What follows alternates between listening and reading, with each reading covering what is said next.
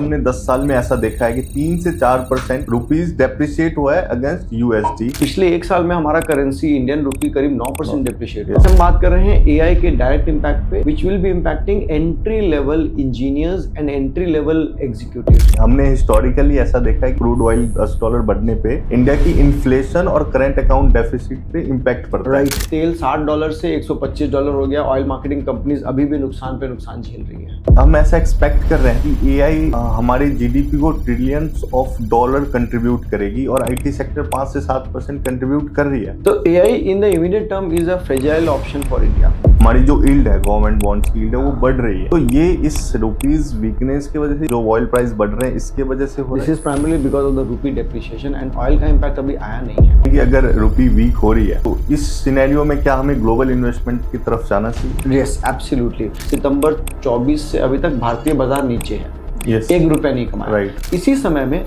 विदेशी बाजार Taiwan, Vietnam, Japan, south Korea, China, ये सारे बाजारों ने 30 से लेकर 90% का रिटर्न जनरेट किया। अगर कोई रिटायरमेंट वाले क्लाइंट है या कोई इन्वेस्टर्स हैं तो उनको क्या ग्लोबल की तरफ जाना चाहिए? The risk capital is not dependent on the amount of money which you are going to invest. Hello दोस्तों, नमस्कार। मैं हर्ष आज फिर आपके साथ जुड़ रहा हूँ एक नई एपिसोड लेके।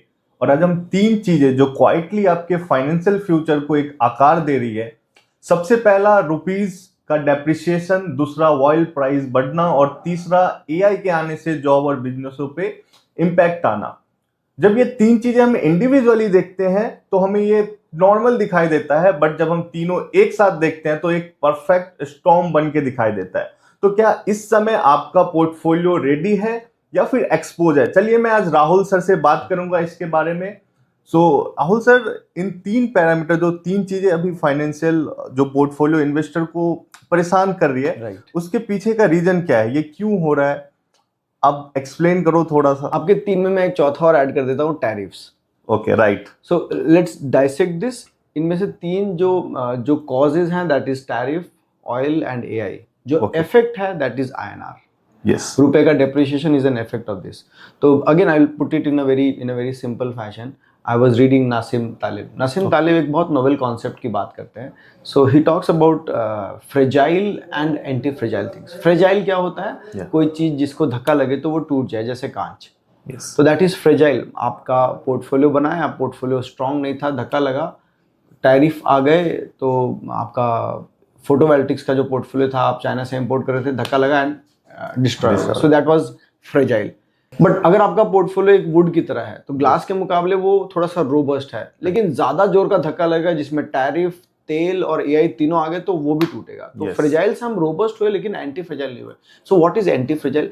एंटी फ्रेजाइल इज कुछ ऐसी चीजें जिन पे धक्का लगने से वो और मजबूत होती हैं। यस, थिंक ऑफ लाइक रबड़। राइट। जितनी चोट पड़े वो उतना ज्यादा मजबूत होता है। Anti fragile is when your portfolio is prepared for all of these scenarios and it appreciates in unexpected market behaviour. Last हमने 10 साल में ऐसा देखा है कि 3 से 4% रुपीज डेप्रिशिएट हुआ है अगेंस्ट यूएसडी और हम 85% क्रूड ऑयल इंपोर्ट कर रहे हैं। राइट। तो इस केस में जो करेंसी रिस्क है, इसको इन्वेस्टर एक टेम्पोररी रिस्क समझे या परमानेंट रिस्क समझे? सिर्फ not only 3-4 years, it has been depreciating since very long, right. And पिछले एक साल में हमारा करेंसी इंडियन रुपी करीब 9% डेप्रिशिएट हुआ। वाइल जबकि रुपया डेप्रिशिएट हुआ डॉलर के अगेंस्ट, बाकी करेंसीज, वियतनाम या ताइवान की करेंसीज एप्रिशिएट हुए। ऐसा क्यों हुआ? 23 अप्रैल को बर्नस्टीन सोसाइटी जनरल की रिसर्च आर्म ने एक रिपोर्ट पब्लिश की, उसमें 8 फैक्टर्स की बात की है। आइए समझते हैं कि क्यों हमारी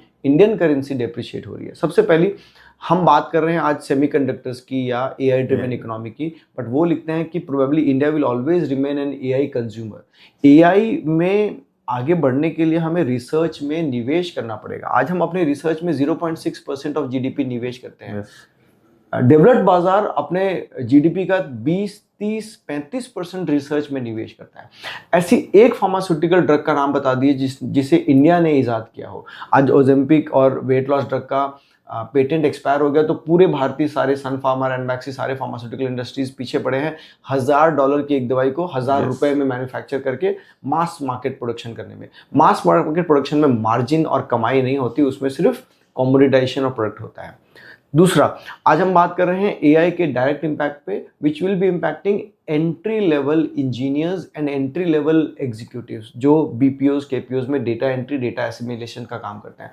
करीब 1 से 1.5 करोड़ ऐसे लोग हैं जिनकी जॉब इमीडिएटली गन पॉइंट पर है। इसके साथ साथ ऑलमोस्ट आईटी सेक्टर में hiring, which is the biggest sector, hiring ना के बराबर है। ऑलमोस्ट 1 लाख से ज्यादा जॉब ले ऑफ हो चुके हैं। हम एक्सपेक्ट करते हैं कि इन 1 से 1.25 करोड़ लोगों को जो अब ले ऑफ होने जा रहे हैं, कौन से सेक्टर में नौकरी मिलेगी, या तो मैन्युफैक्चरिंग में या एग्रीकल्चर में। एग्रीकल्चर में हमारी 45% आबादी ऑलरेडी एम्प्लॉयड है, but it is contributing only 15% of GDP. हमारा yield per hectare is still the lowest compare to developed nations. हमारी fragmented holding is again big problem. छोटा किसान बड़े कैपिटल वाले इंस्ट्रूमेंट्स यूज करके अपनी उपज नहीं बढ़ा सकता। That's a problem and we are not solving it. हमने हिस्टोरिकली ऐसा देखा है कि हर $10 बढ़ने पे, क्रूड ऑयल $10 बढ़ने पे इंडिया की इन्फ्लेशन और करंट अकाउंट डेफिसिट पे इम्पैक्ट पड़ता है। राइट। तो इस केस में हम, अगर ऐसा होता है तो हम किस लेवल पे समझे कि ये हिट अब इक्विटी मार्केट करीब 50,000 करोड़ रुपए हर साल सब्सिडीज में खर्च करे सरकार, फर्टिलाइजर्स एंड इसमें एंड ऑयल में, and it is happening still even today. तेल $60 से $125 हो गया। ऑयल मार्केटिंग कंपनीज अभी भी नुकसान पे नुकसान झेल रही है। और ये पैसा कहाँ से आएगा? आपके और मेरे टैक्स से। राइट। सो खर्च कोई और कर रहा है और उसका नुकसान हम भर रहे हैं। So and this is still continuing.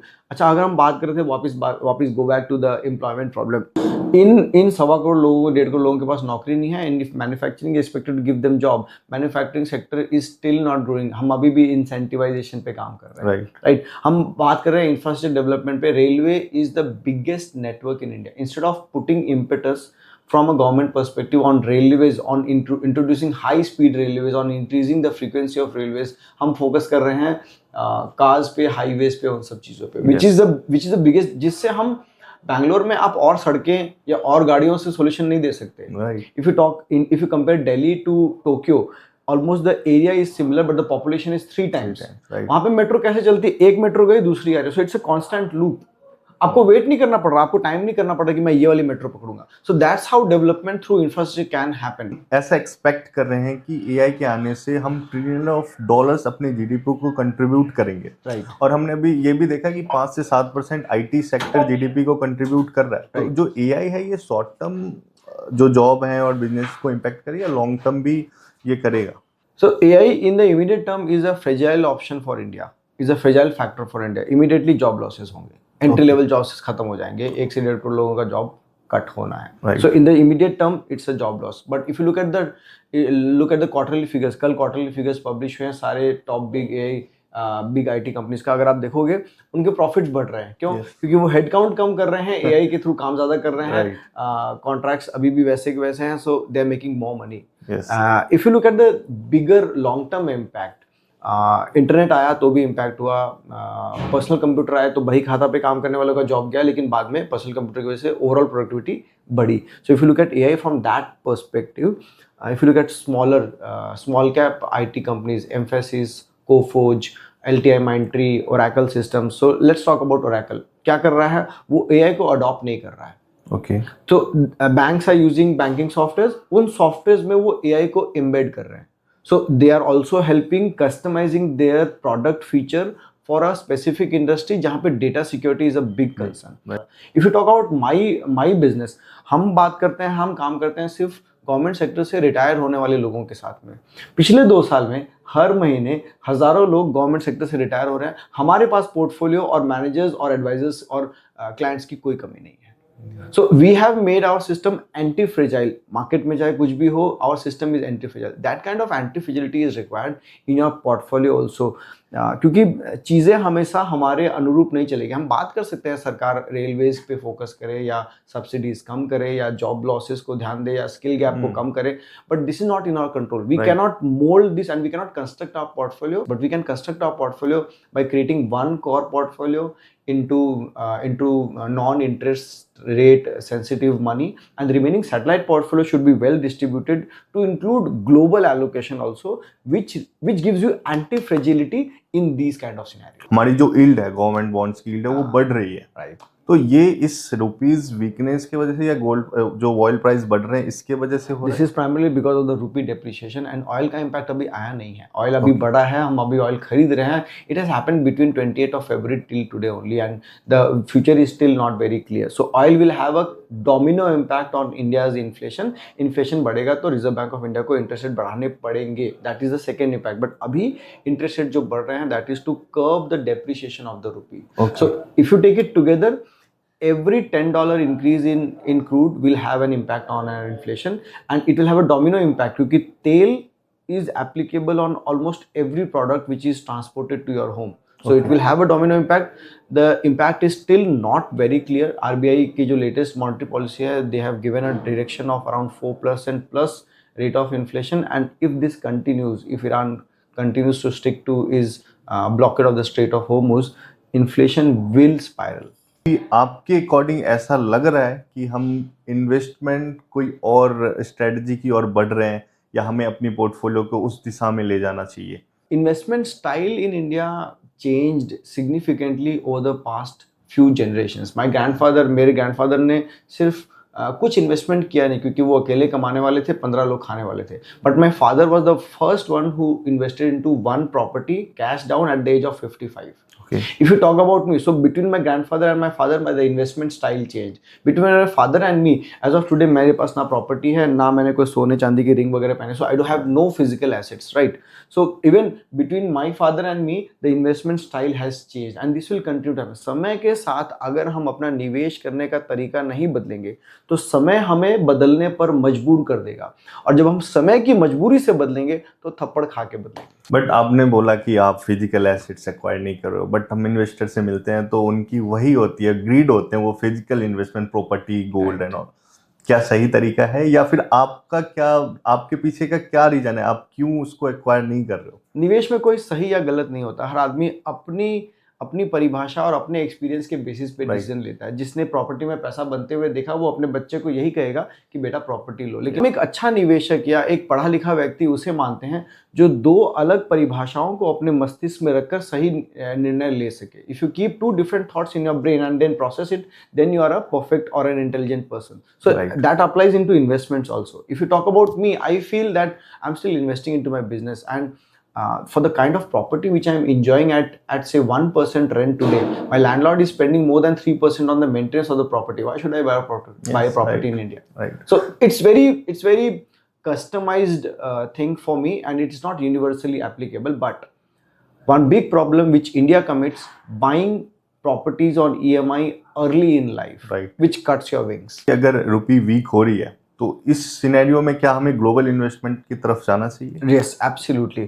Global investment in rupees weakening is giving anti-fragility to your portfolio. If you look at the last anti-fragile portfolio, पहले आप बता दो कि हमें कैसे बनाना है. Okay, we understood. Anti-fragile मतलब कि मार्केट के उतार चढ़ाव में जो पोर्टफोलियो या मार्केट के उतार में जो पोर्टफोलियो ज्यादा पैसे कमाए वो antifragile. Okay, right. So antifragile मतलब अगर टैरिफ इम्पोज हुए, तेल के दाम बढ़े, स्ट्रेट ऑफ हॉर्मुज क्लोज हो गया, ट्रेड ऑलमोस्ट क्लोज हो गए हैं और रुपया डेप्रिशिएट हो रहा है, इन सब चीज़ों का हमारे पर कोई कंट्रोल नहीं था. 28 फरवरी के पहले ये सब चीज़ें नॉर्मल थी, उसके बाद रातों रात अचानक सब कुछ बदल गया और आज फ्यूचर नहीं दिख रहा है. तो this is not in my control. ऐसे सिनेरियो में अपने पोर्टफोलियो को बचाने के लिए हम क्या कर सकते हैं? हमने क्या देखा पिछले 2 साल, सितंबर 24 से अभी तक भारतीय बाजार नीचे है. ₹1 नहीं कमाया. इसी समय में विदेशी बाजार, Taiwan, Vietnam, Japan, south Korea, China, ये सारे बाजारों ने 30 से लेकर 90% तक रिटर्न जनरेट किया. इस पीरियड में जब आपका भारतीय पोर्टफोलियो डाउन है, अगर आपके पास ग्लोबल एलोकेशन होता, your portfolio would be still giving more than say 2 times 3 times return. Okay. Add on इस पे चेरी ऑन द केक क्या है? इस समय जब आप विदेशी बाजार में निवेश कर रहे हो, so you are converting your rupee into dollars and investing into foreign stocks. Foreign stock पैसा बढ़ा, आपका डॉलर एप्रिशिएट हुआ. अब उस डॉलर को जब आप वापस हिंदुस्तान में लेके आ रहे हो, तो उस $1 के बदले में पहले ₹80 मिल रहे थे, आज ₹90 मिल रहे हैं. So it's an anti fragility in your portfolio. तो आपको नहीं लगता ऐसा कि डॉलर अगर गिरेगा तो हमारे रुपीज पे भी इफेक्ट? आज तक पिछले 100 साल में ऐसा नहीं हुआ. क्यों? हमारे साथ नहीं हुआ. We are talking only about us. We are not talking about China. Okay. Right. We are talking only because we are still heavily dependent on import for our basic necessities. घर पे चूल्हा इंपोर्टेड गैस से जलेगा, गाड़ी में तेल imported gas से जलेगा, घर पे जो खाना आ रहा है उसमें फर्टिलाइजर इंपोर्टेड है, बेसिक रोटी कपड़ा मकान हमारा इंपोर्टेड आइटम से चल रहा है। मकान नहीं चल रहा क्योंकि सीमेंट और सरिया और स्टील हम बहुत मात्रा में बना रहे हैं और खुद ही खा जाते हैं उसमें। So we are an import dependent but not export oriented economy, so our currency will continue to remain weak. Now question is, आज डॉलर रिजर्व करेंसी है, आज के पहले डॉलर के पहले British pound was the reserve currency, उसके पहले German bond was the reserve currency. तो शायद आगे रिजर्व करेंसी कुछ और होगी, क्या वो रिजर्व करेंसी भारतीय रुपया होगा? नहीं। ओके अगर कोई रिटायरमेंट वाले क्लाइंट है या कोई इन्वेस्टर्स हैं तो उनको क्या ग्लोबल की तरफ जाना चाहिए? So risk appetite is not dependent on the amount of money which you are going to invest. Risk appetite जो हमने पिछली बार बात की थी, कोर और सैटेलाइट। कोर पोर्टफोलियो आपको 50,000 रुपए महीने का खर्च करने की जरूरत है, 6 लाख रुपए साल का। 1.25 करोड़ का पोर्टफोलियो आप अगर एफडी या डेट फंड में रख देते हो, उस 1.25 करोड़ से आपको 50,000 रुपए महीना आ रहा है। अब आपको 1.25 करोड़ के लिए ही सिर्फ कंजर्वेटिव बनना है। वो 1.25 करोड़ में डिप्लीशन नहीं होना चाहिए, इंटरेस्ट रेट कम नहीं होना चाहिए, 50,000 रुपए हर महीने आना चाहिए लाइफ लॉन्ग। बट ये 1.25 करोड़ से काम नहीं चलेगा। इन्फ्लेशन को काउंटर करने के लिए आपको एक सैटेलाइट पोर्टफोलियो बनाना पड़ेगा। So you are still conservative in the core portfolio, but in your satellite portfolio you can be as aggressive as possible. And it's not only about aggressive, it's about taking calculated call, measuring risk and return together. ऐसे समय में अगर आपका satellite portfolio सिर्फ भारतीय बाजार में है, 2 साल के पहले आप रिटायर हुए, 2 साल आपका पोर्टफोलियो टर्न 0, क्या आपको चलेगा? So while being conservative you are still making more risk. But इसी में अगर आपने थोड़ा गोल्ड एंड सिल्वर ऐड किया, थोड़ा ग्लोबल पोर्टफोलियो ऐड किया, your satellite portfolio is still giving 15% CAGR। So you have spread your risk. हम कहते हैं spread your eggs in all basket, this is where you spread. भारतीय बाजार total world GDP market का 4% है। So 96% of the opportunities are outside India. Yeah, right. So इस investment कैसे करेंगे इसमें? आज के पहले विदेशी बाजार में निवेश करना मुश्किल था, कंप्लायंस, LRS, टैक्सेशन, ये सब कुछ ध्यान रखना पड़ता। गिफ्ट सिटी के जरिए आप मिनिमम $5,000 से अपने बैंक अकाउंट से पैसे को डॉलर में कन्वर्ट करके विदेशी बाजार में निवेश कर सकते हो। There are fund managers minimum cost पे आपके पोर्टफोलियो को across geographies, across sectors manage करते हैं। आपको कुछ नहीं करना, $5,000 के हिसाब से लगभग 4.5 लाख रुपया अपने बैंक से गिफ्ट सिटी के किसी फंड मैनेजर के फंड अकाउंट में ट्रांसफर करना है। They will manage the portfolio, they will convert your money into dollars. तो फ्यूचर एक्सपेक्टेशन क्या है? If you talk about historical trends, किसी भी साइकिल को पीक आउट होने में 5 से 6 साल लगते हैं। तेल जब पहली बार यूज होना शुरू हुआ, उसकी साइकिल पीक आउट हुई 6 साल में। Same happened with internet, same happened with personal computers. This is also going to happen with AI. Already 2-3 साल हो चुके हैं, मेरे को लगता है और 2 साल है। AI will transform the way we work. It is already doing, but it is doing today every week, but it will saturate in the next 2 years. So this is the period, next 2 years, I'm not expecting Indian markets to perform very well, very significantly. There are still issues with our economy because of our dependency on certain factors, but foreign markets will perform well. You should have 15 to 20% of global investment in your portfolio, at least for the next 2 years. This is a tactical call, not a strategic allocation.